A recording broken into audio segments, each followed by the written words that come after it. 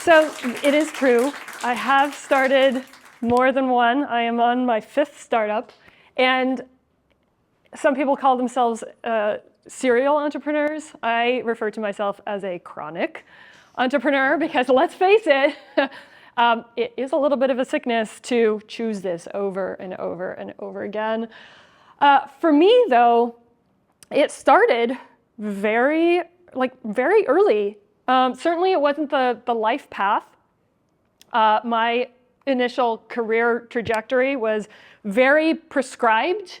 I was pre-med.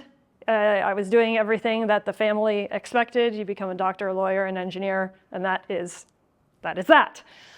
But simultaneously, while I was working on my undergrad, I was in the process of turning a hobby into a business kind of accidentally.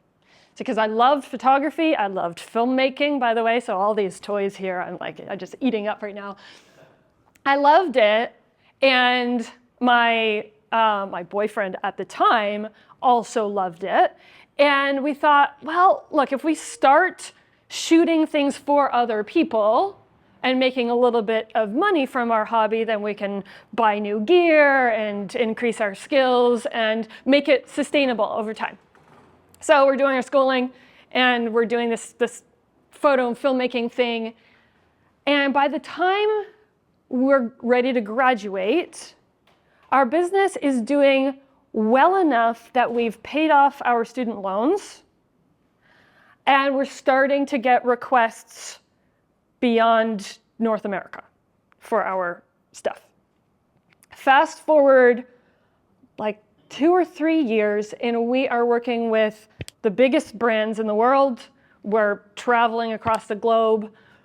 We've just finished our first official documentary with CBS Sports, and we win 3 of the Emmys that we were nominated for. A year later, we win 2 more.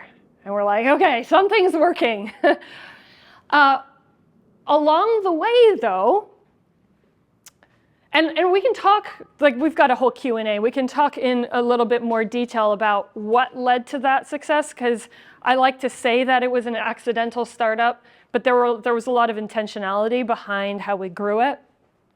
But along the way, we saw some pretty significant market gaps. So we were already solving a bunch of them by kind of tapping into our talents and really recognizing what was happening in our landscape. But we were seeing additional gaps that we wanted to fill. One of them was we kept seeing independent filmmakers and small shops stealing top 40 music for their projects. And that's because at the time you couldn't afford to license music properly. And this is like the 2000s, so it's post-Napster, but it's pre-Spotify. And so it was this limbo where there was a lot of theft happening, and people didn't feel right about it, especially artists stealing from artists. It just felt gross. So we're like, this is an opportunity. We already have a filmmaking audience, because at that point we'd kind of become influential in the filmmaker space. And so we started a music licensing company.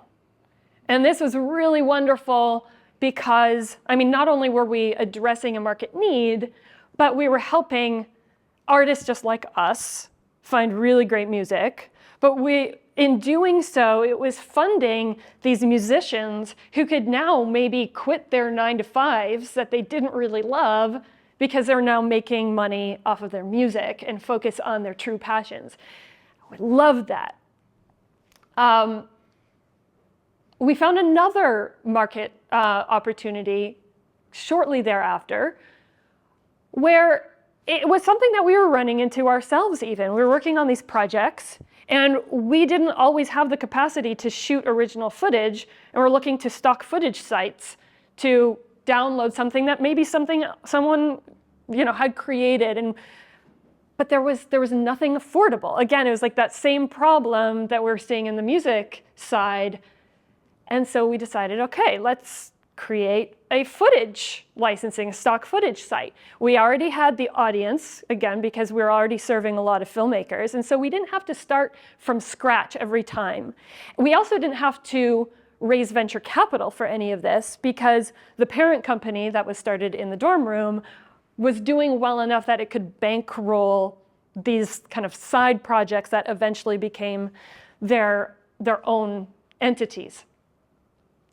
And beauty of it was, these were two-sided marketplaces. There was also just diving into the mechanics a little bit. Anytime you have a two-sided marketplace, like you're selling to two different audiences with two different priorities. It's like building two companies at the same time. The great thing about these, especially the stock footage one, was that the demand side was oftentimes overlapped with the supply side. So because we had filmmakers uploading footage to be licensed, sometimes the very same filmmakers were downloading other people's footage. And so we were able to consolidate, and it made it very, very efficient. We also had an education arm that helped with filmmaking education, which made the footage better that would eventually make it onto our platform, and we were able to monetize many angles of it. Learned a lot through that process, and we ended up selling both of those companies in different capacities. So the music licensing site was called With Etiquette. It was about not stealing and doing things with etiquette. And that ended up being acquired by actually a local Portland company called Marmoset that actually brought me to this region so that I could join their team among the co-founders. And that was a really great decision because it was a true partnership. There were things that their company did that we didn't, and vice versa. So it was a really, really nice marriage. It made a lot of sense, and we all liked each other. It was a really good situation. Eventually, there were a few too many cooks in the kitchen, and so some of us exited, and that was a good choice too, because then we could pursue other passions. Story and Heart, which is the yellow one, that was the footage side, and that acquisition was a little different, because it was less about partnership. It was, kind of a conglomerate in Asia that dealt with media stuff. And one of my co-founders really, he just kind of wanted to make a pile of cash. And some of us wanted that more than others and cared about that more than others. I was perfectly fine continuing to build. I didn't care all that much either way, and sort of went along with it. Company sold, and then, great. We kind of never saw it again.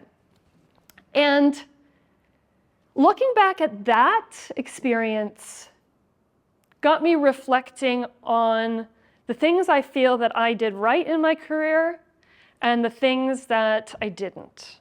And one thing that I wanted to share with you all is a regret that I look back on. But I hate having regrets. I regret regrets. And I'm a silver linings person, so I always want to find the good. And I would say that the biggest business regret that I had across this journey was that I didn't really always fight for what I wanted. And a lot of us, when we get into entrepreneurship, it's because we want to do things our way. We don't want to be beholden to someone else's vision. And I didn't always stand up for that. And the way that evolved was, at one point when we were building Still Motion, which was the first company, I had a co-founder, a second partner came in, so there were three of us at one point, 4 eventually.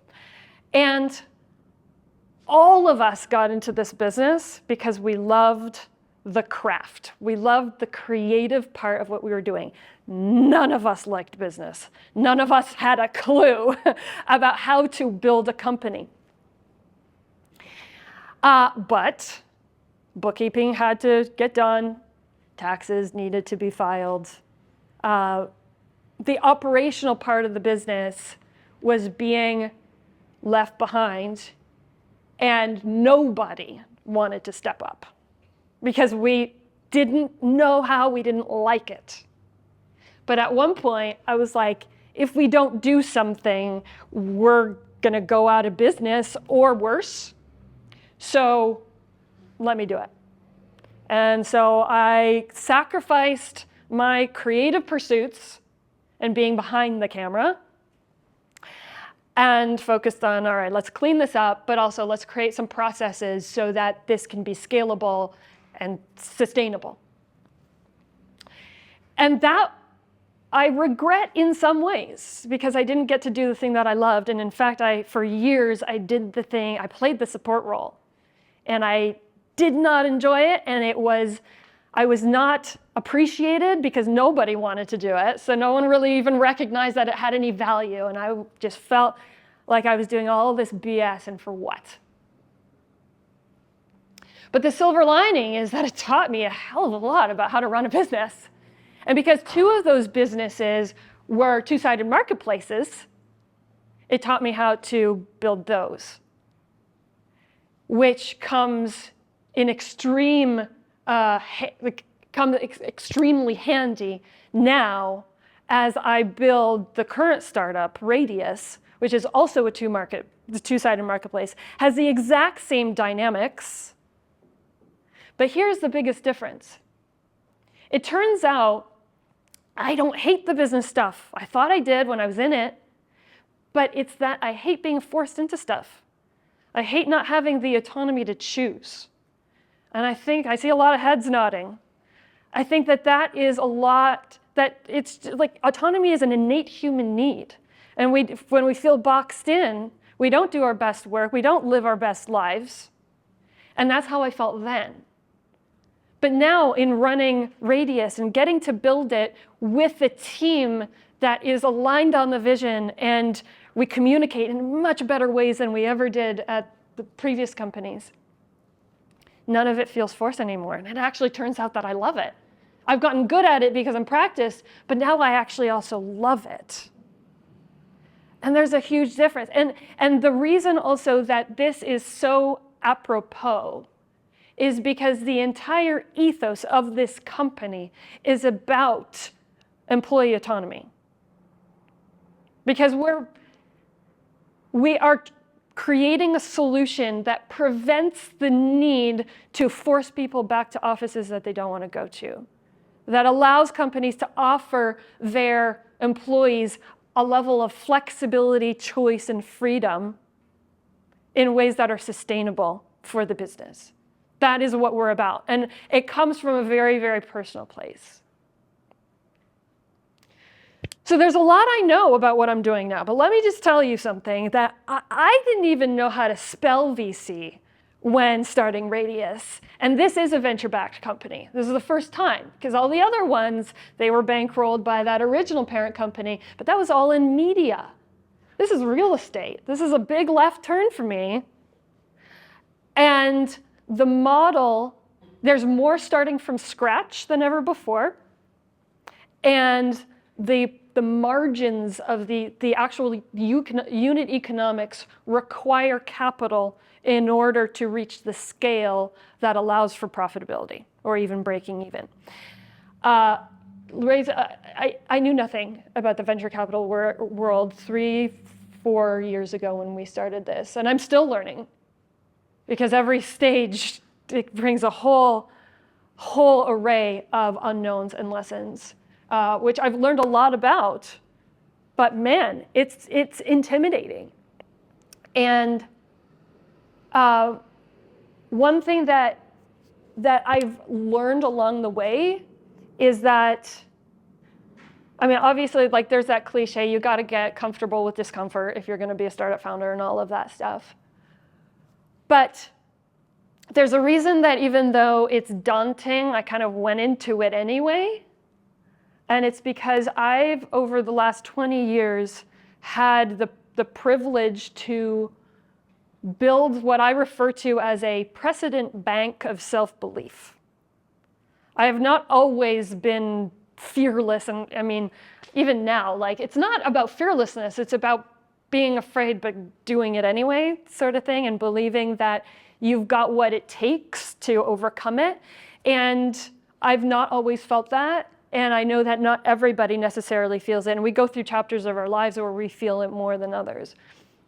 But one thing that I look back on in my journey is that, you know, on the filmmaking front, right, like William today is filming something in the startup sphere, right?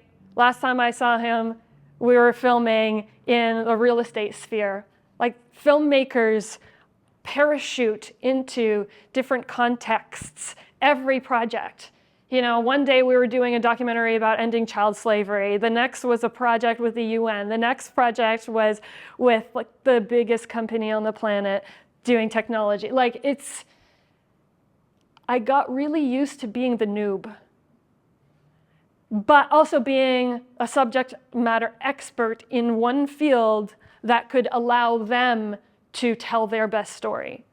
But whenever you're telling someone's story, you have to understand enough about their industry in order to advise them well. And so I would be in a room and I would start off knowing nothing about that industry, but over 20 years of proving to myself that I could learn it quickly and learn it well enough to then be able to advise and then do what they hired me for. But then taking credit for that work, that's the important part, is like proving to yourself that you can do it, but giving yourself the credit and not saying, oh, I got lucky or I had help or all of these external factors. Like actually internalizing when things work. It takes time, but it offers a heck of a lot of kind of gumption to go after the hard things. And the last thing that I'd like to close with is that having a sense of purpose really, really matters. You know, when I talk about Radious, I talk about, yes, flexibility and employee autonomy, but also like environmental savings. Like, what if we didn't have to commute every single day and burn all these fossil fuels and all of these offices could, God, let's turn them into housing. You know, all of this social good stuff, that is what gets me out of bed every morning. And yes, eventually Radious will exit, will IPO, or we'll partner with a company, not just to sell it for a buck, but because it's the right, you know, the right partnership. And maybe we'll make a little bit of money for our investors and we can move on and do something else that's new. But that's not what gets me up out of bed every morning, especially on the hardest days. And let me tell you, there are some very, very, very hard days.